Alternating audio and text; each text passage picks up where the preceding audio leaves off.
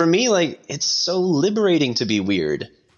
I honestly don't give a shit if you don't like me, if you don't like who I am, if you don't like the way I live my life. Like, cool, whatever. I'm still gonna do it because it makes me happy and it makes me feel free. It makes me, I don't know, man. Like, it makes me feel fuller in myself. So.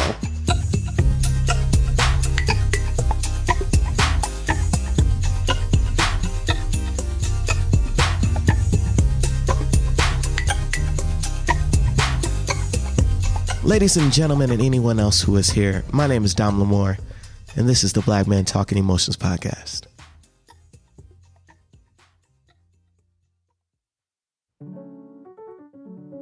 Too many men I know experience shame because society places pressure on them to withhold emotion. Emotion and sensitivity is weak. I found the opposite is true. Emotion and sensitivity is what makes us strong. So I'm going to pour this glass of the good stuff that you got me. This is a bottle that you bought me. Yeah. Good scotch. Let's go. Cheers to you. Cheers to you, man. I appreciate you giving me some time tonight. I understand that it's always, crazy. Everybody's busy, but you're much loved, and I'm really excited. You are the first interview I'm doing. Oh, shit. For this, I've written up about 12 episodes. You're the first one I'm actually getting to talk to me. I'm the maiden voyage? Well, no pressure. It only makes sense. Okay. Cheers to you. Cheers. I didn't write too many questions for this section, okay? Because I truly wanted to talk on this subject. Society is very weird towards males emotionally, and still to this day in 2022, especially in the Black community, you have to be tough. You have to be the man of the house. Mm-hmm. I've always felt that was what was projected on me. Just the other day, I saw a post about a girl who wants her child to be a real man. And I was so pumped to talk to you about this. I saw this post and she was like, I want a real man. And when he grows up, he ain't going to be a pussy. And she said all of this in the post. Ooh. It was so weird. I wanted to get your initial, how do you feel when you hear stuff like that from certain people who believe they know what a real man should be, and they try to project that on their children? What does that make you feel like when you hear that? It makes me feel a little disappointed, honestly. Our concept of masculinity and what it means to be a man is constantly changing. But I feel like this you got to be a strong man, you got to be a tough man, you got to this machismo, almost toxic. I don't think that in itself is a toxic masculinity thought, but it's this idea that you have to kill your emotions and be this cold, strong man. That's toxic. I feel like strength is a valuable skill to have and a valuable thing to strive for. But I feel like making that the sole and only purpose in a man's life is not a good mindset to have, and it's just not healthy, honestly. It's not conducive to growth within our world. Within my own self-exploration over the past few years, it's a very Western and imperialist, this conqueror sort of mentality. It's not healthy. Yeah, not healthy. We grow up with these stereotypes and these traditions that, our parents and our grandparents lived by. And I went through it, so you can. I'm all right. I went through it. I made it out and I'm fine. And they create this illusion that they did it, so you have to do it because that's the only way that it can be done. And it is, like you said, very unhealthy. It's sickening. It's weird. Yeah. Parents, a lot of our uncles, cousins, people who are trapped in their boxes, that's really it. They need to see someone about it because they're unhealthy. Let's just talk about what our idea of masculinity is. To me, being masculine, being a man is about being a provider, being a leader, being a protector, being an example for future generations and for the younger generation. If we're going with this, in my opinion, outdated model of masculinity where it's you got to be strong, you got to show no emotions. Okay, what does that get us? It gets us a bunch of people that are just emotionally stunted, where we're not able to fully convey the fullness of who we are, aggression, which is normally attributed to masculinity. There's nothing wrong with being aggressive when it's being focused and directed at the right things. But all this like aggression towards yourself because you're not able to express anything else, then it lashes out, and then the people around you and the people that you love get hurt. And then so like what? Yeah, that made me think, like, what is the definition of masculinity? And I looked it up, and it's qualities or attributes regarded as characteristics of man. So really, even in that sense, it isn't really like a this is exactly what it is. I think masculinity is what we make of it, you know? Yeah. What is masculinity? I don't know what it is. I don't think I have a clear example of what I think it is. I think there's some things where we grew up and we see, like you see Fonzie from Happy Days. People are like, oh, that's a man right there. Is it? Is it? Is it just one example of a guy?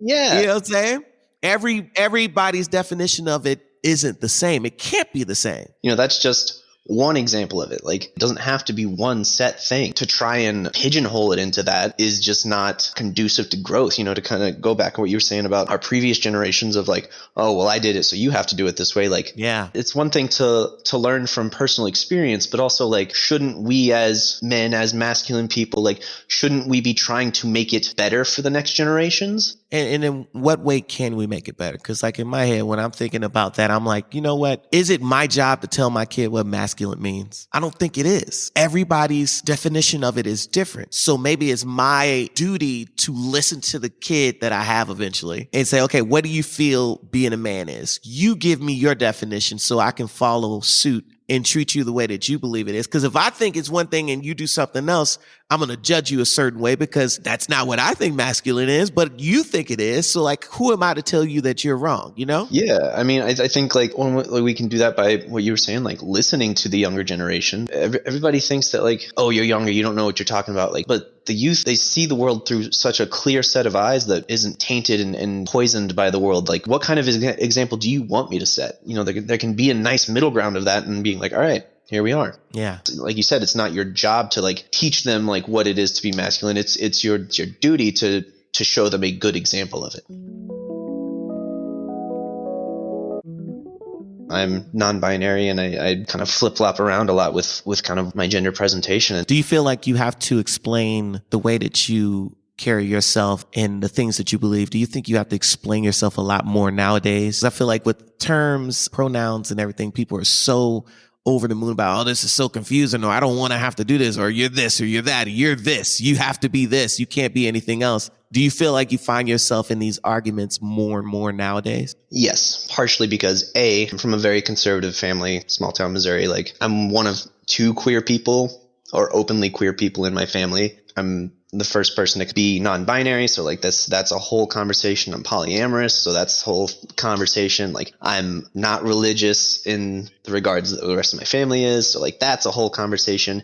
And as the years go on, I just feel like I get stranger and stranger and weirder, and I'm getting into weird stuff, and like I want my family to understand where I'm at. I don't necessarily need them to like agree with me or convert or anything like that. Like, it's I just want you to understand, like, this is how I see the world. Even if that isn't something you agree with, I need you to at least like kind of follow my train of thought for a little bit so that you can have a better understanding of who I am. Yeah. To what you just said, I feel stranger and weirder more and more. Is that based on your perspective, or is that what was projected onto you as teachings of what is right and what is wrong as a kid?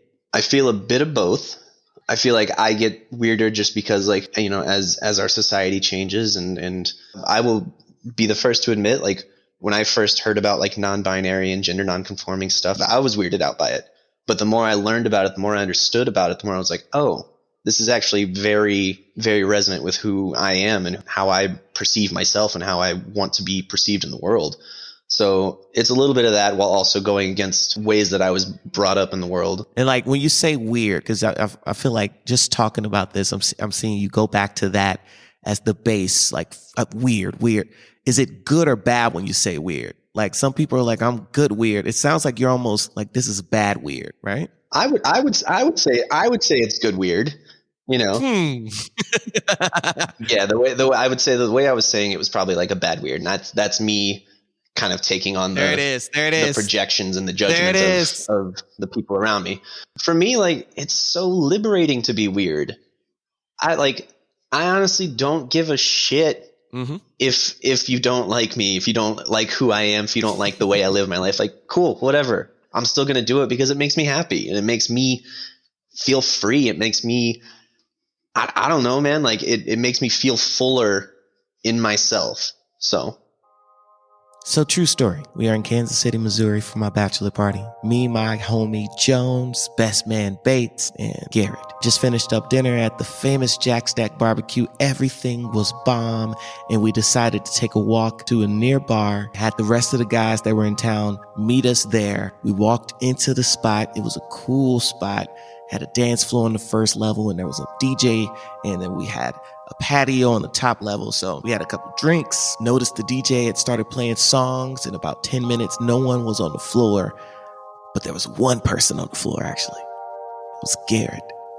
After one person joined, another person joined, 3 people. Next thing you know, the entire bar is popping.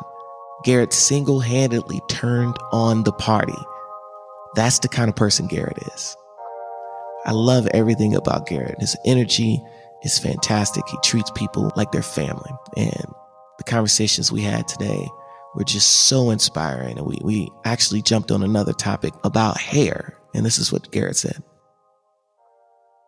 For most of my life, I've had pretty short hair. This is the longest my hair's ever been. As I've learned more about how hair is treated in a lot of cultures and how it's actually like a sign of growth of who you are as a person, you know, regardless of how short, long, whatever you keep it, how you style it, whatever, it is still an extension and an expression of you. I enjoy having long hair. I feel like it is very much a outward representation of my mental state now. I started noticing people that I admired growing out their locks and growing out their hair more. And, you know, history, they used to say dreadlocks because the colonizers and the white people did not like the locks. They thought they were dreadful. So they called them dreadlocks. And they were like, these are horrible. Them dreadlocks are gross. And that's what they would call them, dreadlocks. And it's more of a representation of my culture, of who I am as a person. And I should be able to wear my hair naturally in any setting the way I wanted to. So a lot of these people that I admire, like Jay-Z, the idea he's a billionaire that when you see a picture of him is not some clean cut black dude in a suit.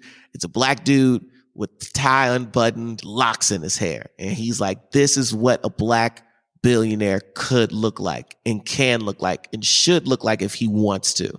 Any person should look this way. And that's why when I had my locks, I really wanted to have that illustration that, hey, I am not stupid for having my hair like this. I am not less than anyone else because my hair is like this. I could be just as professional with my hair like this as I am with a cut. Now, granted, it's wave season now. I'm okay with it. But also, if I have my locks, you shouldn't look at me any different than when I have my fade. So I totally agree with you. That is another element of what we've been talking about. Somebody in the older generation could see you and be like, oh, why do you got your hair cut like a girl? Why? Like Sunshine from Remember the Titans.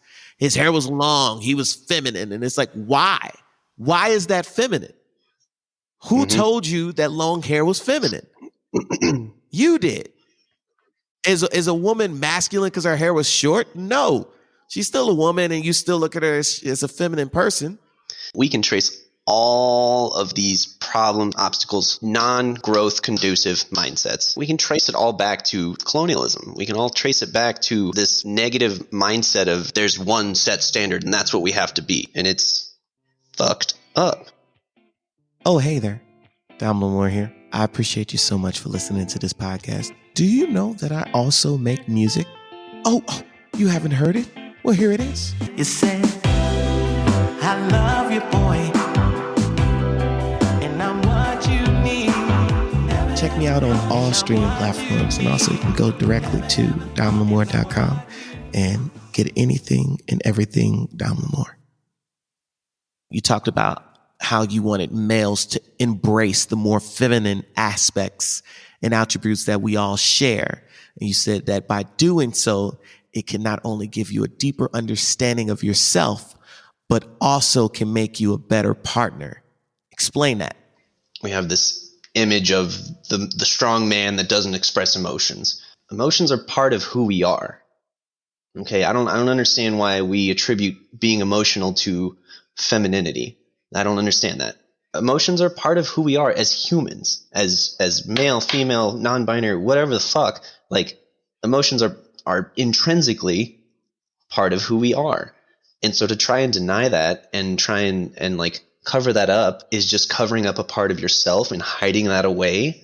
And if you're hiding that away, I feel like you're not being honest with yourself. And if you're not being honest with yourself, how can you be fully honest with your partner? How can you feel comfortable enough with somebody to share that part of yourself if you're not comfortable enough to share that with yourself? There's nothing wrong with being sensitive. There's nothing wrong with being like, you know what, that hurt my feelings. And here's why that hurt my feelings. Being able to properly communicate and convey our emotions is such a powerful technique in just being good communicators. Whether it's in a relationship, whether it's in like just a workship or just like a friendship, whatever. Like if you can't properly put what you're feeling into words or express it in some way, how do you expect that feeling to be heard and reciprocated or helped with or dealt with? You know, like you can't. Like, okay, what's the definition? So going to the feminine side, it's the same thing, having qualities or an appearance traditionally associated with women. So first thing you brought up was sensitivity. But in my head, it's like with these very broad definitions of these two words, there isn't really anything in there that says feminine is sensitive. Exactly. And masculine is, bro. Like it doesn't give you any definition. Nothing in the definition says that one is for the other and the other is not for the other. So once again, it goes back to the drawing board of what is your definition of feminine that males should embrace. Like maybe this isn't part of that. Maybe having sensitivity is a part of being masculine. Maybe being more open with yourself is a healthy version of being masculine, but instead we don't associate it with that because this is what was projected on us. That's crazy, right? When you read those definitions out loud and we're having this discussion about the way people are treated, about the things that other people say are masculine and other people say are feminine, it really opens your eyes to the idea of what is it? What do I feel makes me masculine? What makes me feminine? And is it because I feel that or is it because I heard that from somewhere else? That right there. And that's what other people think. So that's what I have to think. How do you break down the walls to the traumatic projections that were thrown at you from the worst people in the world? Like a lot of the people that we get this stuff from are not great role models when it comes to it. Some people are great people who just, they have their own ways that they grew up and that's the way they associate certain things in their head. But also there are some horrible people. Great example. I'm singing with a wedding band now. And so we went to Birmingham to do a wedding last weekend and we went to the Cracker Barrel. So I sat down and I was telling them about how when I was younger, I didn't think the Cracker Barrel was somewhere black people could go. And they were like, why? And I was like, well, as a kid, my uncle loved Chris Rock. Chris Rock was like the thing. Like he had his big Bring the Pain comedy special. And he has this joke where he's like, cracker ass cracker, cracker ass cracker. Like he said cracker a lot. So my uncle will say cracker all the time around the house. And it was like how he referred to white people. So in my child mind, I'm driving on the interstate someday and I see Cracker Barrel and I think, I guess that's just for white people because in history class, I was told that there are restaurants that black people can go to and white people can go to. I mean, maybe that's one of the white people restaurants. You're not wrong, though. The Cracker Barrel. But that's a child way of looking at it. Things that were projected on me by a horrible role model led to a very miseducated prediction of something that you even said. It makes sense when you think about all the stuff that I went through. But it was a horrible role model who shouldn't have been saying that stuff around a 7-year-old. I could have gone to school and been like, you cracker, you cracker, you cracker. I could have totally done that. I didn't do that, luckily, because I was that weird kid who I saw the things that my cousins and my uncles and people in my life were doing. And if they were bad things, I don't know how, but as a child, I recognized, oh, that's bad. I shouldn't be doing that. That's why it took me so long to smoke weed for the first time. I didn't smoke weed until I was living in LA, and I was like, Yeah. this can make me go to sleep. This is medicine. How dare no one tell me this? I had no idea. But as a kid, you grow up around people rolling up baggies and going to jail constantly and getting in trouble all the time. And you're like, oh, I don't want to do that. I don't want to be in trouble. I don't like being in trouble. So I'm not going to do that. But he would say stuff like cracker, and I'd be like, maybe that's right. God. My Uncle Harold would always be like, you got to get you a main chick and get you a side chick. Couple of side chicks. Have a couple of side chicks. And as a kid, I'm hearing this thinking, no, you're wrong. You're wrong. But then other people were like, no, you should have fun as a kid. You should have fun. That's what they told me. And I'm like, does that mean he's right? This person that's always wrong, that does horrible things, is right? And I grew up, and right from wrong the older you get when you meet people. Yeah. But then again, this is the person that was influencing me as a child. I didn't have someone talking to me about love. I didn't want to talk to my mama about it because she's my mama. So when I start dating my first girlfriend in high school, I think, oh, well, he said have side chicks. No, that's bad. Well, if she doesn't know about it, and it's something that like subconsciously I should have known better. I still know to this day I should have known better. But that was in my ear. And even going to high school, it was something that I heard that I was told, have fun till you get married. And it took going through that experience for me to be like, those people still influence me, even though I don't want them to, even though I know they're horrible. Years after I should know better, they still influence me. So I'm to this point now where I'm constantly redefining certain things of my life. And honestly, I think that's an ongoing thing, though. You're never going to be perfect. You're never going to be 100% healed. You're never going to know everything there is to know. I'm a student of life. I'm never going to stop learning. I'm never going to stop growing. Our understanding of terms, our understanding of people is in that same regard of just like we as humans are constantly evolving, and like our society is constantly evolving. There is no end point.